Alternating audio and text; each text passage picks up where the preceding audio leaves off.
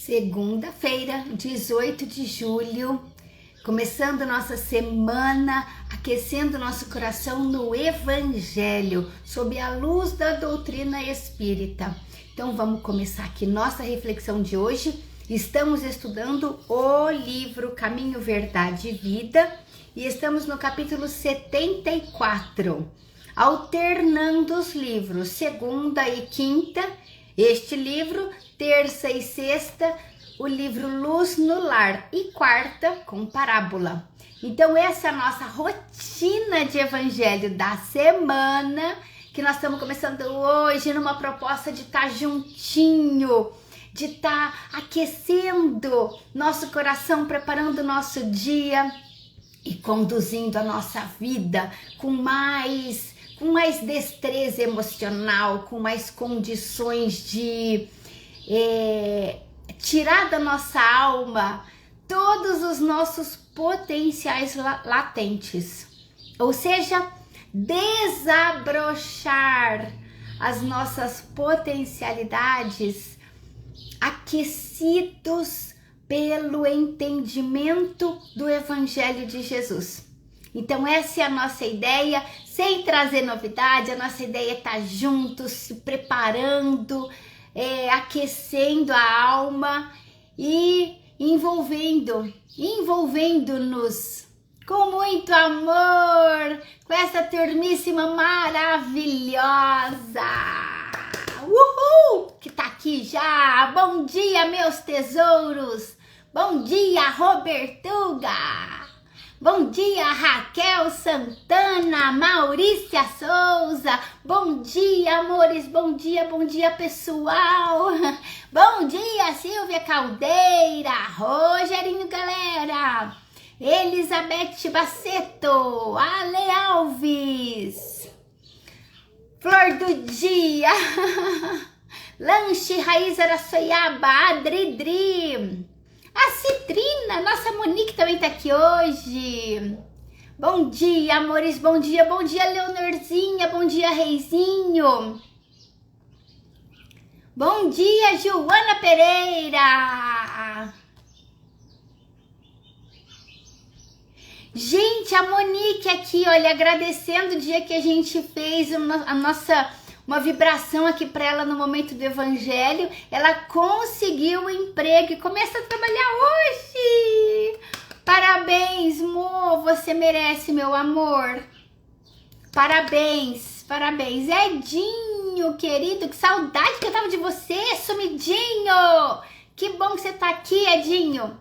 Alcinir Iluminada, Daniele Pesca Pereira, bom dia, amores, bom dia. Quanto bom dia gostoso, quanto coração, aquecendo. Esses corações são os nossos abraços matinais. Que gostoso estar junto.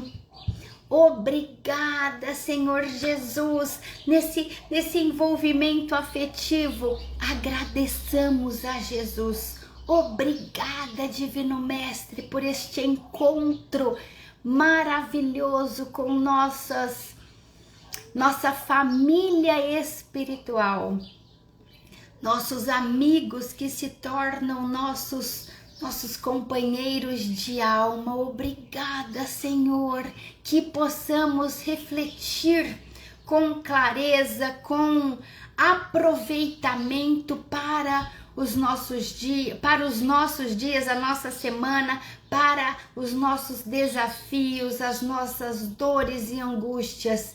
Senhor Jesus, estamos a postos contigo para o melhor rendimento, sendo instrumentos do teu amor nesta existência. Que assim seja. Que assim seja, amores da minha vida. Bom dia, Kika, querida. Turmíssima. Então, começando o nosso evangelho, começando a semana. Hoje nós vamos falar, o capítulo chama Mãos Limpas. E é uma metáfora fantástica para a gente entender o que reflete de dentro de nós. o que reflete de dentro de nós.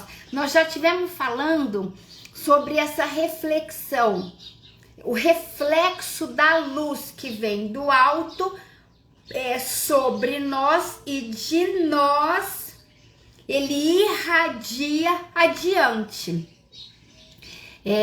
Como o sol que entra num quarto, que entra pela vidraça. Se a vidraça tá limpinha, se a vidraça tá clara, o sol entra com exatidão, com clareza, com pureza dentro do quarto. Então, é essa a metáfora. Quando o sol, a luz do sol, como bênção divina, nos alcança, essa luz é irradiada pelo nosso coração. Só que agora, aqui, ela juntou com os elementos que tem dentro do nosso coração. Então, se tem pureza no nosso coração, essa luz é irradiada sem prejuízo. Se esse coração está obnubilado, né? Eu adoro essa palavra. Se esse coração tá distorcido com mágoas, prejuízos emocionais, com perturbações de pensamento, perturbações de ideia, essa luz chega e é ofuscada. Ela é diminuída pelo prisma, pelo filtro do nosso coração. Então, a metáfora aqui que o Emmanuel vai trazer hoje é sobre as mãos limpas que exercitam, que atuam no desempenho que Jesus nos ensinou. E o Emmanuel tá tirando este trechinho daquela parte do Novo Testamento que está em Atos dos Apóstolos, onde fala assim: e Deus operava maravilhas pelas mãos de Paulo.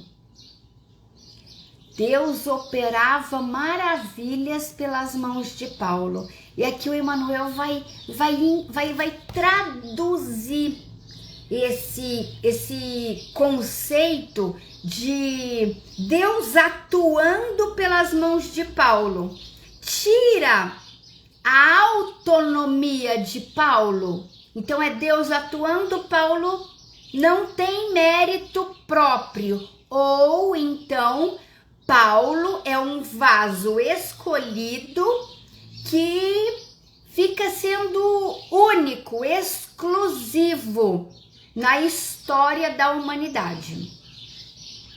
Qual é aqui a versão que o Emmanuel vai adotar?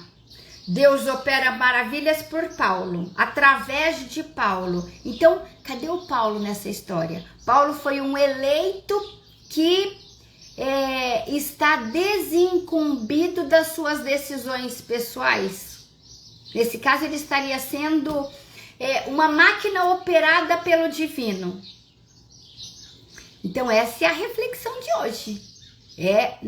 Entender aqui sob a perspectiva das deliberações do apóstolo Paulo, que a gente fazendo um breve resuminho aqui de Paulo. Bom dia, Zé Ricardo, querido.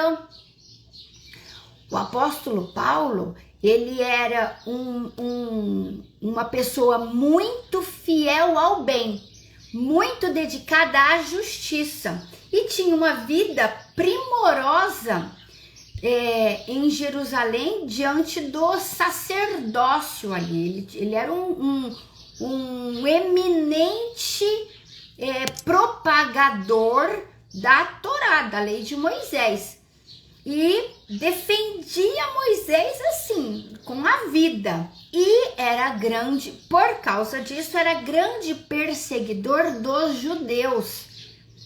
dos cristãos da época, né? Que quando começou o cristianismo, Paulo perseguia ali, olha, com traços de crueldade, as pessoas que traíam a Torá. No entanto, ele foi agraciado pela visita de Jesus, e depois que Jesus partiu, né, Jesus veio em espírito e convocou a uma missão. E Paulo, a partir daquele momento, se transformou. Ele entendeu que Jesus não era o traidor. Jesus era o Messias. E aí, a partir daquele momento, ele conduziu toda a sua vida em testemunhos a Jesus. Então, ele era o escolhido. Gente, a comparação aqui é com a nossa própria vida. O que Paulo tem a ver com a gente? Paulo tem a ver com a gente pelo seguinte: o exemplo de fidelidade e disposição ao bem foi o legado de Paulo para todos nós que desejamos seguir Jesus, que entendemos que Jesus é o caminho, a verdade e a vida. Bom dia, Cleuzinha! Bom dia, Silvaninha! Então, Paulo não é um exemplo distante de nós porque ele se tornou o discípulo mais atuante de Jesus. Não, Paulo venceu uma série de desafios íntimos, desafios sociais ali da época para ser seguidor de Jesus. É este o contraste, é este o ponto. E é isso que o Emmanuel vai trazer sob o título de Mãos Limpas. Porque apenas quem tem as mãos limpas pode atuar com fidelidade, atuar com clareza, com as bênçãos, as luzes que a gente recebe do alto. Então, todos nós somos refletores da luz que vem do alto. E a pergunta é: como refletimos essa luz? Qual a intensidade que podemos refletir essa luz? Então, este é o ponto. Vamos lá. Bom dia, Silvelene! Querida, que bom que você chegou. Então, vamos lá. O Evangelho, ele já começa aqui do primeiro parágrafo. O Evangelho não nos diz que Paulo de Tarso fazia maravilhas, mas que Deus operava maravilhas extraordinárias por intermédio das mãos dele. O Pai fará sempre o mesmo, utilizando todos os filhos que lhe apresentarem em mãos limpas. Olha aqui a nossa posição. Todos nós podemos e devemos irradiar as luzes do alto à nossa volta. Conhece aquela frase de Jesus? Brilhe vossa luz diante dos homens. Brilhe vossa luz, para que os homens, vendo as vossas boas obras, glorifiquem a Deus. Então, as luzes que a gente reflete, as boas ações que a gente tem, os bons comportamentos, os bons sentimentos, os nossos gestos em geral, refletem as luzes que chegam do alto. E quando a gente não tem bons pensamentos, bons boas reações, boas respostas comportamentais. Aí a luz que chega do alto está obnubilada, está reduzida, está ofuscada pelas nossas emoções, pelas nossas próprias reações emocionais e comportamentais diante da vida. Então nós vamos falar um pouquinho disso já já. Bom dia, tia Soninha, que bom que a senhora chegou. Muitos espíritos mais convencionalistas do que religiosos. Convencionalista é aquele espírito que segue regrinha. Religioso é aquele espírito que age com a natureza do coração.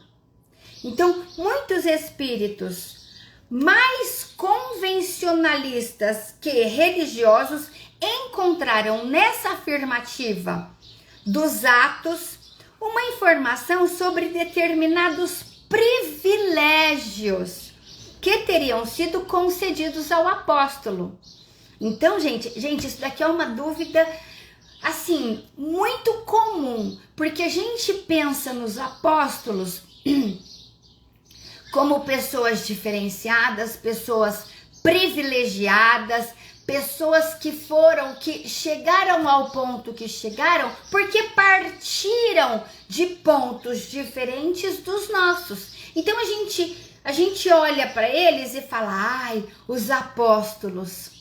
Mas a noção do evangelho nos impõe a reflexão sobre as dificuldades vencidas por estes apóstolos para alcançarem o que alcançaram, colocando aqui a nossa realidade existencial, a nossa realidade de dificuldade, de desafio, de limitação, de luta na vida, para também alcançar uma posição de júbilo espiritual, de paz, de tranquilidade, de vivência amorosa. Nada vem fácil. O Paulo, por alguns espíritos convencionalistas, colocam no apóstolo Paulo uma ideia de que com ele foi diferente, ele foi escolhido, então ele foi diferente. E o Emmanuel está trazendo aqui a reflexão de que não, ele não foi o vaso escolhido por ser diferenciado. Ele foi o vaso escolhido por apresentar mãos limpas e refletir com fidelidade, com pureza, as luzes que vêm do alto. Então, olha só, antes de tudo, é preciso saber que semelhante concessão não é exclusiva. Então, isso que o apóstolo Paulo ganhou de Jesus, a presença dele e o chamado para atuar no bem, para ser fiel à notícia do amor na terra. Este chamado não é privilégio exclusivo do Paulo. Não é. Essa concessão que foi dada a ele é dada a qualquer um de nós que se disponha a atuar no bem com fidelidade. Ai, Cleuzinha linda! Beijo, meu amor! A maioria dos crentes prefere fixar o Paulo santificado, sem apreciar o trabalhador incansável que defende a causa do bem. Gente, esse é o ponto forte do capítulo. O apóstolo Paulo não é um exemplo inalcançável. Ele é um exemplo a ser seguido. Porque ele não ganhou privilégios, ele conquistou uma posição de trabalho, de atuação com Jesus. É muito diferente, não é? Olha só, Paulo não é aquele Paulo santificado, ele é aquele Paulo trabalhador ativo do bem. Então ele não está hoje num pedestal sendo idealizado. Não, ele está aqui, olha, lado a lado, sendo um exemplo de atuação constante na nossa vida. É essa a missão de todo trabalhador que desperta, que acorda para os ensinamentos de Jesus. Jesus não veio ser um modelo passivo na nossa vida. Jesus veio para nos trazer movimento, para nos trazer ação, para nos trazer luta, enfrentamento. O evangelho é símbolo de espada na nossa vida. Luta contra as nossas próprias más tendências, as nossas próprias limitações, que foi o exemplo Master Blaster de Paulo. Paulo soube como ninguém agir com diligência, com autonomia a partir da verdade. Antes ele estava enganado sobre a verdade, mas ele era fiel dentro daquilo que ele enxergava. No momento que ele enxergou mais, ele passou a ser fiel à verdade maior, fiel a Jesus. E agora vai falar tudo que ele teve que enfrentar para ser fiel a Jesus. Mas antes vamos ler o que o reizinho está falando. Somos filhos do Criador, dele herdamos a faculdade de criar e desenvolver, nutrir e transformar. Mas vai depender do nosso esforço e da nossa boa vontade de nos transformar em pessoas melhores. Boa, reizinho! Boa, querido! Então, olha só. Quanto custou ao apóstolo a limpeza das mãos? Então, Paulo tinha as mãos limpas para poder... Olha que metáfora bacana, né? Paulo tinha as mãos limpas para poder ser um bom trabalhador. E aqui o exemplo da mão é interessante porque quem lava a própria mão? É a gente mesmo. É a gente mesmo. A gente lava as próprias mãos mediante uma decisão. Se eu tiver afim, eu vou lá e lavo a minha mão. Se eu não tiver afim, eu não lavo. Eu fico com a mão suja mesmo. E achando que é assim mesmo, tá tudo bem. Minha mão vai ficar desse jeito. Essa deliberação, essa autonomia de Paulo mostra o nosso livre-arbítrio. Aqui entra a nossa entrega pessoal. Ninguém é forçado a nada. Ninguém ganha nada também. Nem você é forçado e nem você vai ser premiado. Por quê? porque existe necessariamente um movimento deliberado da sua limpeza de mãos.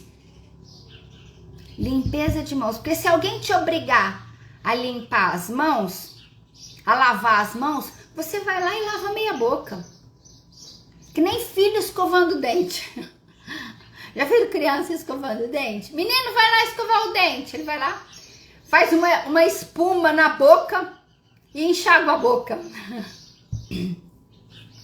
É mais ou menos o adulto quando forçado a algo que ele não decidiu, que ele não está firme e determinado para atuar. Ninguém nos obriga, gente, a nada que a gente não queira. Lavar as mãos é este símbolo precioso da nossa autonomia no desenrolar das nossas conquistas. Então alguém pergunta: o que você mais quer na vida? Resposta número 1: paz, amor, vivência boa com as pessoas à minha volta. Ah, você quer isso? Legal. Só que isso não vai ser dado para você. Isso vai ter que ser conquistado por você. E aí a pergunta: quanto custa conquistar isso que você quer? Quanto você está disposto a pagar pela sua paz, pela sua felicidade, pela sua harmoniosa convivência? Porque tem gente que não quer pagar nada. Tem gente que não paga uma renúncia, uma concessão, uma entrega, um pedido de perdão. Tem gente que não paga, mas quer as mãos limpas. Quer a mão limpa? Tem que lavar. Tem que lavar. Quer refletir a claridade do sol? Quer que o sol entre pela sua vidraça? Tem que manter a vidraça limpa. Se a vidraça estiver suja, o sol não entra. Olha lá, olha, de acordo com o livro Paulo e Estevão, custou 2 ou 3 anos de recolhimento no deserto para que ele conhecesse a si mesmo. Pois é, então são esforços, eu vou usar uma palavra pontiaguda, ela é forte. São exigências de quem quer encontrar a paz.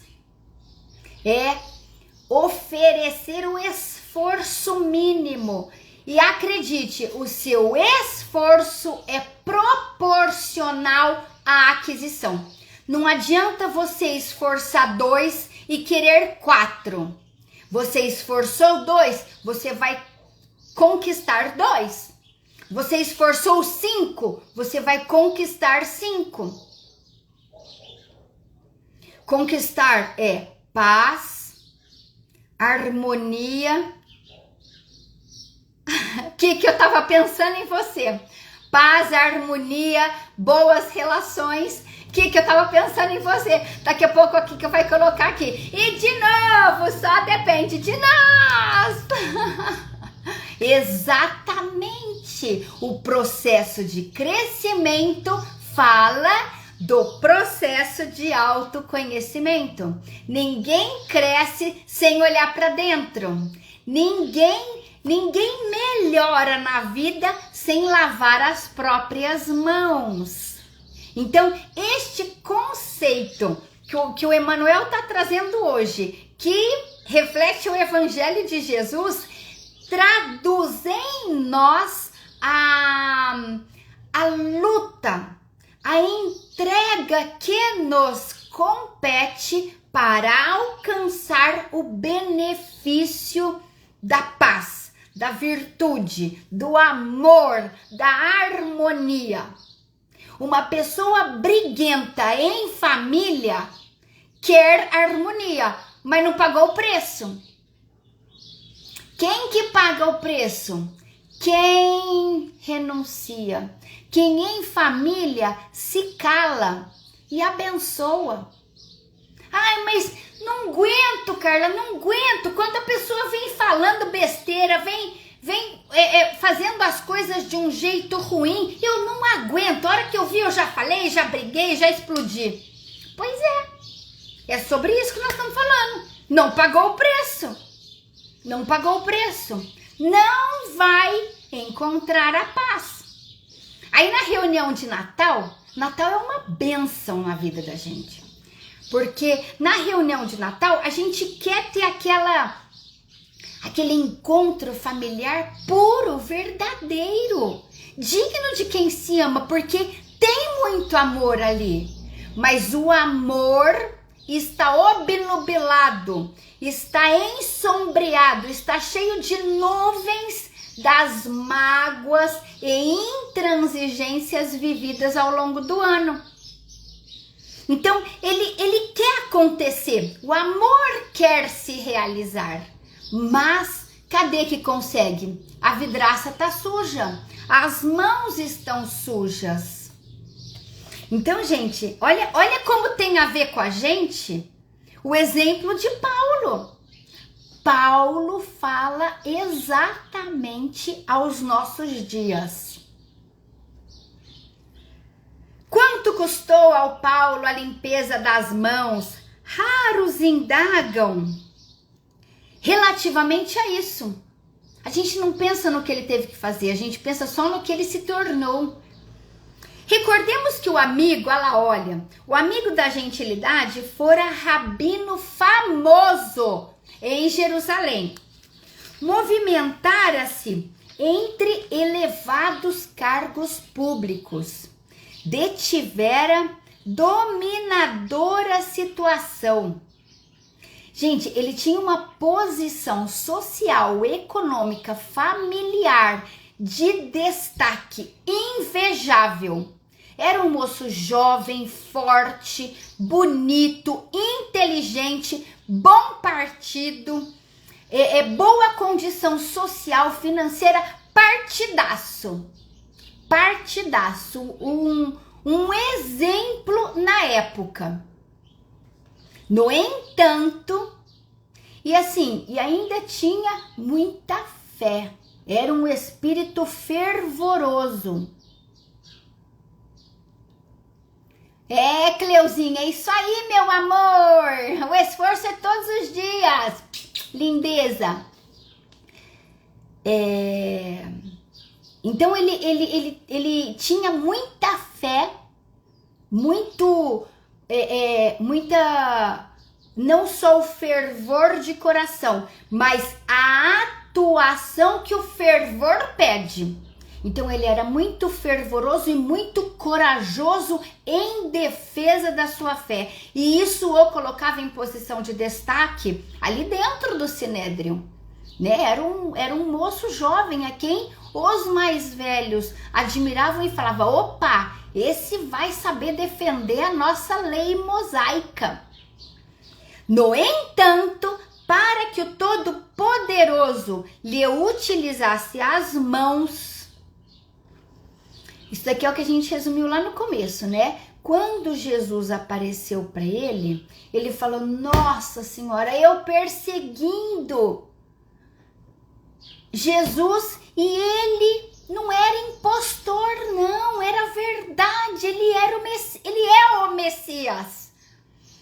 Aí ele mudou a vida, abandonou toda essa pompa social que ele tinha, esse cargo de destaque, ele abandonou tudo e foi viver na época, né, o pessoal utilizava o tear, né, aquela máquina, não sei se posso chamar assim, mas aquele aparelho que produz os tapetes, né, que faz os fios, e ele passou a vida a viver da sua produção com o tear. Gente, olha o tamanho do preço que ele pagou para estar ali. Percebem? Quanto custou para ele? Custou a própria identidade. Custou tudo que ele tinha construído até os seus 30 e poucos anos. Custou tudo. Ele largou tudo e falou: agora eu vou viver para Jesus. É pouco? Por isso que ele foi o vaso escolhido.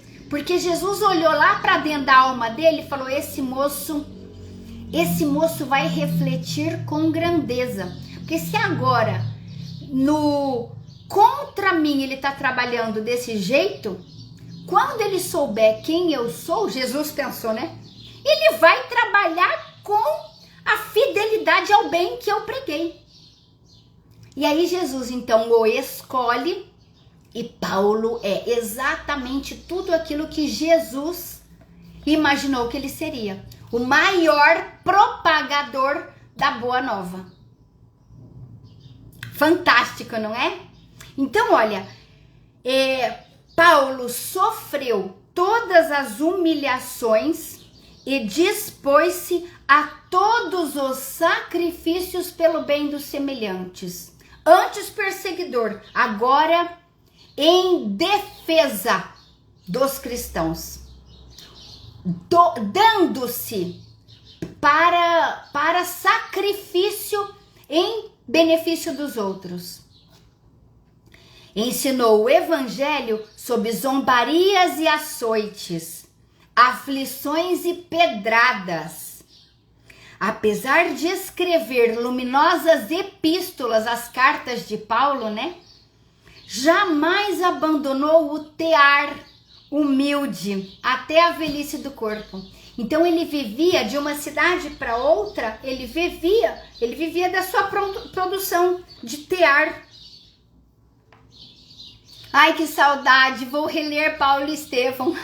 Dá saudade mesmo, Reizinho. Muita saudade. Pessoal, encerrando.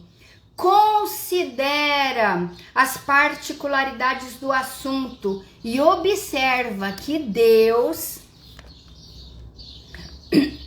é sempre o mesmo Pai, que a misericórdia divina não se modificou, mas que pede mãos limpas para o serviço edificante junto à humanidade. Tal exigência é lógica e necessária, pois o trabalho do Altíssimo deve resplandecer sobre os caminhos humanos. Gente, vamos encerrar aqui, olha, no núcleo da nossa família. Ali dentro da nossa família tem um monte de desafio a ser vencido. E são os desafios mais vigorosos da vida, mais impactantes da nossa existência e talvez os mais difíceis, porque em nome do amor a gente acha que a gente pode muita coisa. E aí é que lavar as mãos entra com um sentido muito especial, porque o que significa lavar as mãos dentro da família? Significa conduzir com mais sensibilidade os seus exemplos, as suas falas,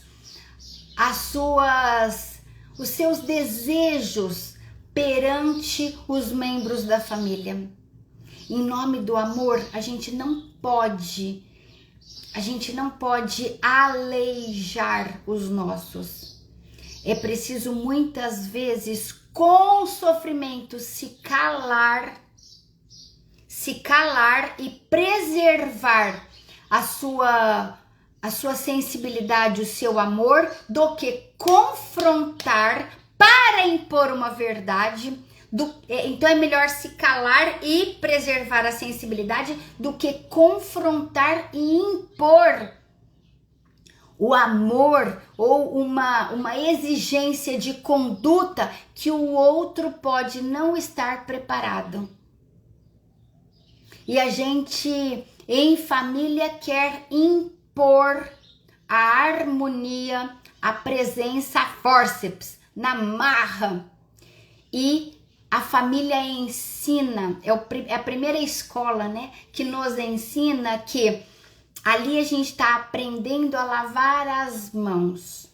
Lavar as mãos. Eu não posso lavar as mãos nem do meu filho, nem da minha filha eu posso lavar as mãos. Mas eu posso lavar as minhas e ser um exemplo marcante de o tanto que é importante manter as mãos limpas para que quem a gente ama aprenda, nos veja lavando as mãos e aprenda de nós. Na mesma medida que nós observamos o apóstolo Paulo e entendemos os seus esforços pessoais para manter as mãos limpas e conquistar a plenitude espiritual. Ai, que difícil, meu amor, difícil demais, porque na autenticidade familiar a gente acaba se traindo e tende a impor. A gente se deixa de lado e tende a impor o bem ao outro. E esse não é o caminho da pedagogia do amor. A pedagogia do amor é assim: faça por você. Faça por você, lave as suas mãos e o outro vai aprender com o teu exemplo. Lavar as mãos e o corpo todo, Kika. Vixe, tão eu tapa de pelica. Ai, Kika, tão eu também. A gente fica... Vamos buscar essa água para lavar as mãos, doutor. O Kika, a gente fica naquela coisa de mãe envolvida, protetora, esposa atuante, filha dedicada, amiga presente, né? A gente fica nessa solicitação das nossas funções e com a cabeça voltada a uma entrega. Essa lição é o reflexo de que a entrega não é onde a gente tem que olhar. A gente tem que olhar para dentro para limpar as mãos, cuidar da própria vidraça para refletir com fidelidade. O que é que a gente reflete? Todas as luzes que vêm do alto, porque tudo de bom que surge de nós vem de Deus. Deus está ali, pronto para resplandecer através de nós. Se a gente não atrapalhar, com medos, irritações, angústias, mágoas. Se a gente não atrapalhar, a gente reflete natural e espontaneamente, dentro da nossa possibilidade, mas reflete. Se a gente atrapalha, aí a gente não reflete. A lição de hoje fala assim: seja consciente. Mantenha clareza naquilo que você está refletindo, né? Não saia atropelando as pessoas em nome do amor, não. As pessoas também têm direito e a sua deliberação de lavarem as mãos na medida que elas queiram. Lave as suas e seja exemplo. Né, meus amores? Tia Soninha, ela respondeu para Kika: somos todos nós, Kika. Vamos à luta, sempre chegaremos lá. A Adri falou assim: ao outro o direito de ser como ele é, a nós o dever de ser cada dia melhor. Nossa, Adri, muito bem lembrado, Adri. Muito boa essa frase. Muito boa. Na escola da vida, ao sinir, devemos lavar nossas mãos, limpar a nossa alma, às vezes silenciosos para o encaminhamento pleno dos nossos entes queridos. Vamos refletir luz e paz. Yes, garota! E nesse despertar de consciência, nessa atenção aguçada agora, com essa metáfora tão forte de lavar as mãos, vamos encerrar nosso evangelho de hoje com o coração desejoso de operar. Senhor Jesus, nosso amado e divino Mestre, é com alegria e disposição que finalizamos a nossa reflexão de hoje e desejamos atuar sobre nós. Jesus, que este entusiasmo não se apague diante do primeiro desafio. Queremos manter essa chama viva, a chama do teu amor sobre nós, a chama da vida, a chama da vivacidade da alma, através dos impulsos, dos reflexos que decidimos operar em nossa vida.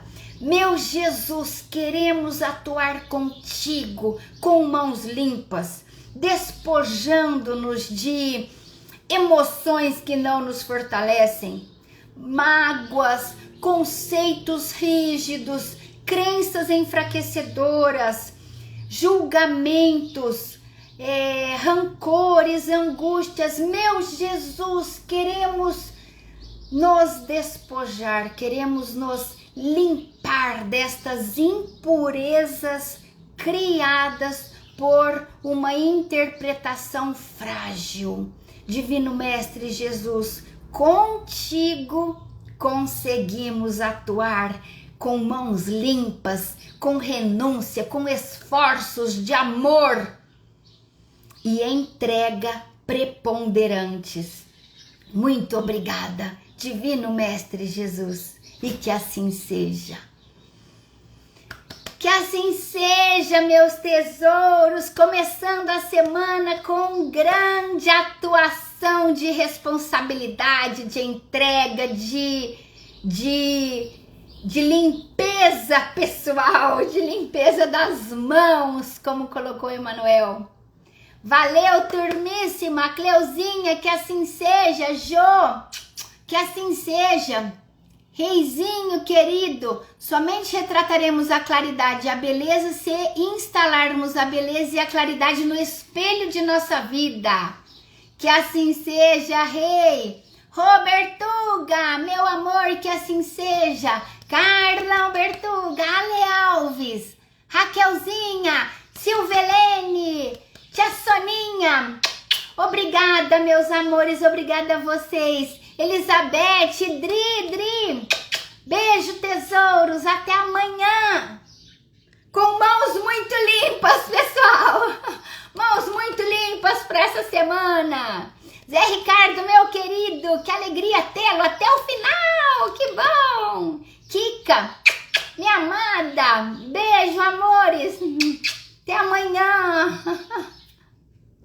Tchau, tchau, pessoal.